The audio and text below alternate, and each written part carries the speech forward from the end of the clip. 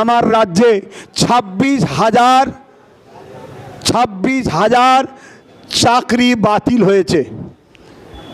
26,000 চাকরি আমার রাজ্যে সুপ্রিম কোর্ট বাতিল করেছে। এটাও আমাদের কাছে একটা দুঃখ খবর, মেসেজ।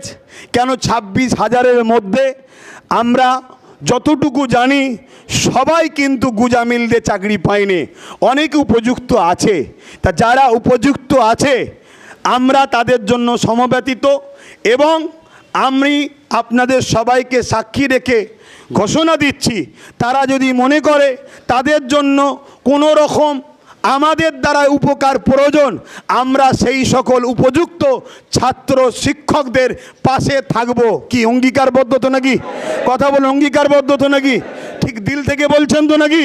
হ্যাঁ, যারা উপযুক্ত, যারা অনুপযুক্ত তাদের বিষয়ে তো আমরা কিছু বলতে পারি না।